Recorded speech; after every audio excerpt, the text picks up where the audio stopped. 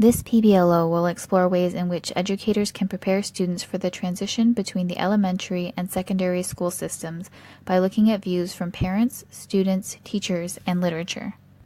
Transitions are a normal part of our academic lives. This particular period in a student's life is commonly associated with dips in academic achievement, lowered self-esteem, and increased social anxiety.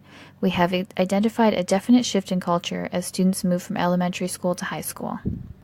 In the context of this PBLO, we are using the term culture to describe the sociological factors of these institutions, examining some of the characteristics of student life which change between the elementary and secondary schooling level.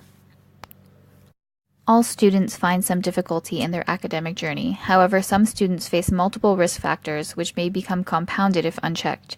These include changes in social interactions, increased academic demands, and shifts in peer groups which can be difficult to navigate. Many of us work in education, and we have witnessed this challenge faced by students. We can observe that learners are often unprepared and confused during this transition, ultimately affecting their ability to succeed. To look at different perspectives on the challenges of school transition, we can examine the point of view of students, educators, and parents. Students found changes to self-identity and self-esteem to be major stress factors in this phase.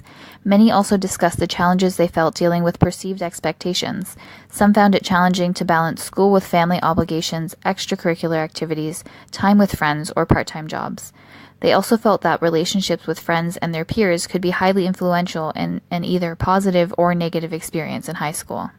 In one study, grade 10 educators felt that critical factors for a successful transition to secondary school included the secondary school having good communication with partnered elementary schools, as well as the student having a caring adult figure in their lives.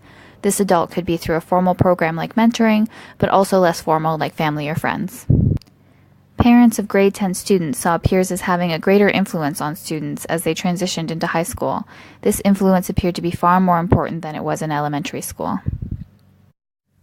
Parents observed issues such as students having to deal with racism, sexism, and homophobia as potential challenges which are new to the learner as they enter high school.